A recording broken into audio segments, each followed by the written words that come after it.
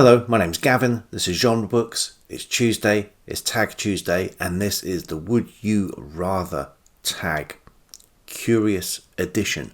This tag was created or recreated by Curious Cat and Ellen Made Book Club, and I was tagged so long ago I can't actually find out who it was who tagged me. So thank you and apologies. This is an anxiety-inducing tag. It gives you lots of dilemmas, lots of Hobson's choices, and I feel often looking at these prompts that I'm like the donkey between two bales, but I will try to give an answer where I can to this mammoth 16 prompts. Prompt number 1. Never read more than one book from the same author and no rereads, or read only books from one author of your choice. Does this include authors I've already read? I hope not. But it's going to be the first option every time. I will just have to be very picky about certain authors. But I can't not read people who are new to me. The rereading bit does not bother me over much. But yeah, I could not stick to just one author. I'm not sure who could. Prompt number 2. Read a book with an unlikable main character, or your favourite character dies. That sounds more like a threat than a choice. Again, I'm going for the first option. There are plenty of books with unlikable main characters. Recently, The Prague Cemetery by Umberto Eco has an extremely unlikable main character. Notably, Milton's Paradise Lost has Satan as a main character who, as far as unlikable characters go, has got to be top tier. It's not necessarily a detriment. Prompt 3, and this is one I don't even have a notion noted down for an answer. Start your library from scratch, but you can't rebuy any of the books that were on your shelves before. Or never be allowed to add a new book to your current library.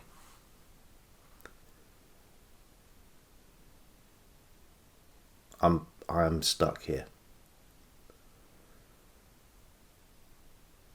I'm looking for loopholes. Can I buy different editions of the books?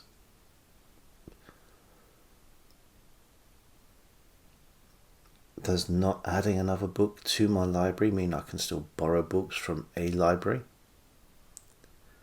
Or download ebooks?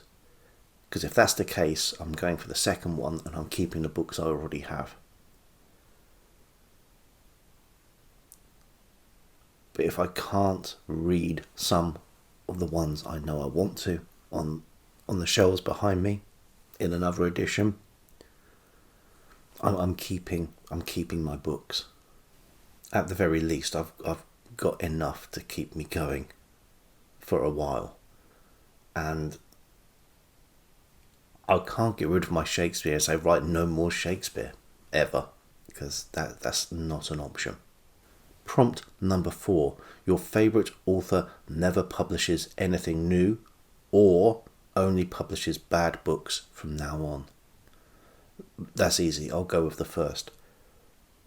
Almost every single one of my favourite authors will never publish anything new for a very good reason. And if there are any authors that I like that are still living, if they write books are not very good these days, I just would not read them. It might take me a little while to figure that out, but I'd get the message and stop. people can lose their powers. They can lose their mojo. There is probably a good video in there somewhere just titled "Had It, Lost It," but you can always get it back again. But yeah, I'm going with the first option. Prompt number 5. Read only one of your favourite genres, or read as widely as you want except in that one favourite genre. Let's assume that my favourite genre is science fiction. In order to keep reading everything else, I would give up reading science fiction. Do not expect me to be happy about that. But as fantastic as the writing can be, as speculative as it can be, as wide-ranging, all-encompassing as science fiction can be, I'd rather have everything else rather than just science fiction. But it's a closer call than I thought it might be. Prompt number 6. Be stranded forever on a deserted island with a full library, or still live in society but books have disappeared. That's the first option all day, and don't you dare threaten me with a good time. Prompt number 7. SFF. Read only 5-star series but they're unfinished, or read only thick standalones with a bunch of info dumping. 5-star series that aren't finished. If you get to read a series of fantastic books, you could extrapolate the end. It would perhaps be a little unfulfilling. You don't get that satisfaction of the ending of a full series, but a 5-star series should give you decent endings working up to that grander arc of things. Otherwise there wouldn't be 5-star books. So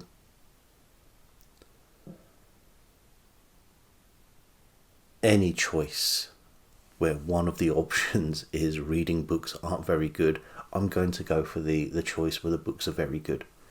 That's not too much of a hardship.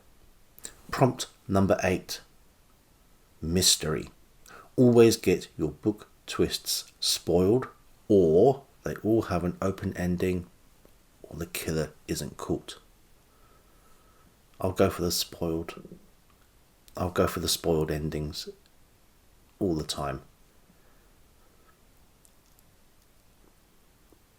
This isn't just about me. This book gets read by everybody.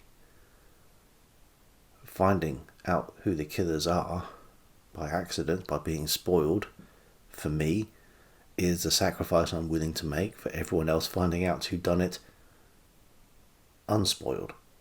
So yeah, I'll throw myself on that grenade. Prompt number 9. Historical romance. A great love story but with historical inaccuracies, or a toxic or meh love story but great historical world building. Toxic is such an odd concept. I mean, so many relationships between characters are toxic during a story. It's whether there is a resolution that counts. Historical inaccuracies really do get on my nerves though. They completely destroy the illusion for me if I notice them, and I don't pretend that I'm clever enough to notice all of them. I should imagine if I were to put pen to paper, I'd commit a few myself. Mistakes, they can happen. I don't want to single any writer out, but I'll mention the incidents. I won't say who the author was, but it is a book that I read, and it was more of a modern book, a little bit on the not quite romantasy side, but modern fantasy with a love story in there.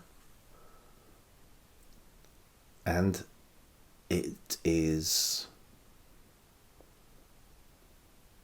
from a setting which is, you would think, at least medieval. And one character is explaining themselves and specifies a characteristic and says that is not in their skill set. The people in the medieval era did not talk like management consultants from the 1980s. I'll be honest, it actually just completely changed my opinion of the book. It was egregious. I looked at it, I thought, oh no, that's just it's such an anachronism. I suppose the more you know, the more anachronisms you're going to pick out. But any self-respecting editor would have picked up on that one. So I'll go with the second option, I think, is what I'm saying. Prompt number 10. Read a book that has the best characters, the best plot, the best writing. You can only choose one, none of the others. Well, that's a terrible choice. And to be honest, I think I'd probably just say, if you're going to be like that, I won't read any of those books. But if I had to choose one, I'll go with a decent plot. Character is all very well, but if there's no story behind it, it's just a sketch. Having said that, I have just finished a book that had terrible characters and terrible writing and lots of plot, and that was bad as well. Oh, do you know what? I'll stick with good writing. I'm going for the good writing, thanks. Because I think, for my definition of good writing, you'd have some semblance of character and plot there anyway. Prompt number 11. Have a friend that loses your books or mistreats them, stains them, breaks a spine, etc. This one looks just to be my fault. What am I doing lending these people books? I suppose I'd rather get it back with a broken spine than not at all, so I'll choose the second. But to be honest, I've no one in that prompt to blame but myself. Prompt number 12. Never be allowed to visit a bookshop again or be banned from all the libraries in the world. This is, again, cruel and unusual. My instinct is to say, keep your bookshops. I'm sticking with the library. But in reality, I go to bookshops more than I go to libraries. I suppose I can still go to charity shops because they're not strictly bookshops. So maybe I'll stick with the libraries. But don't do that to me, please. Prompt number 13. Everyone hates your favourite books, or everyone loves the books you hate.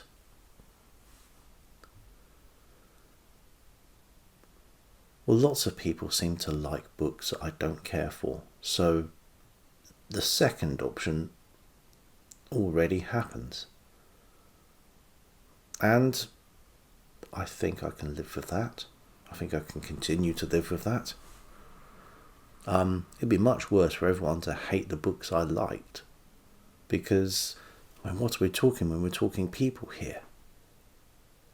There's people whose opinions I value much more than other people's. If we're talking the general populace, they probably are not going to care for the books that I like. And I probably have little interest in lots of the big new books that come out these days. I'll much rather wait for these books to marinate for 20 years and see which of them are still respected before I'll dip in. I think I'll go with the second. Everybody loves the books I hate, because I don't really hate any books. I'll just ignore them. I'll only hate them if I read them and really dislike them, so that doesn't happen often. So that's my get out clause. Prompt number 14. Only listen to audiobooks narrated by the worst narrator, Mickey Mouse, for example, or only read physical books in terrible lighting.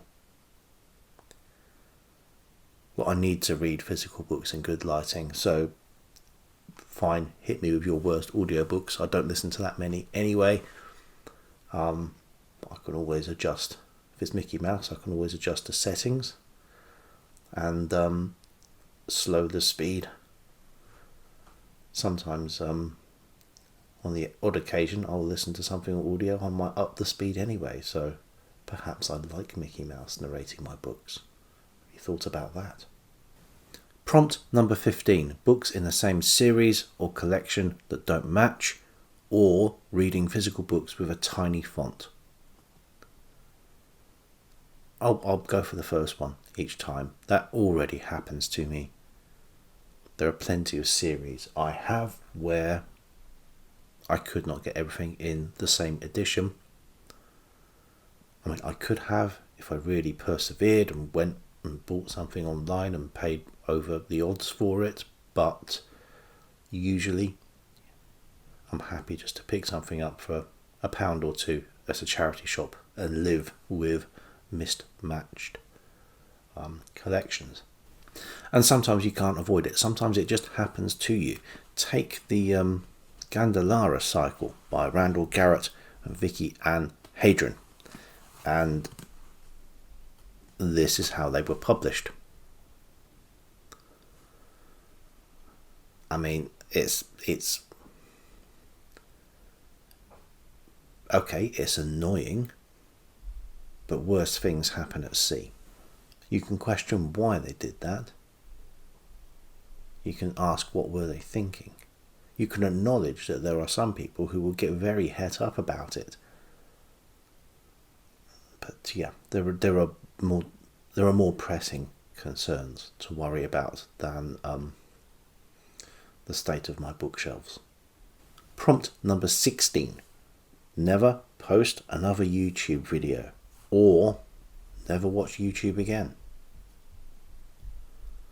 Well, that's easy. First option every time. I would much rather watch other people's videos than make my own.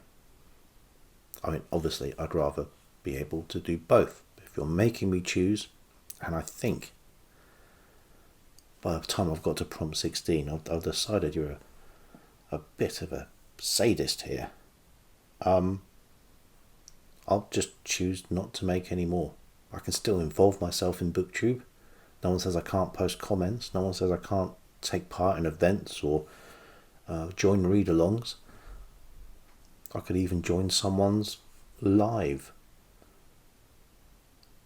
Not being able to do my own videos is just going to free more time up for reading.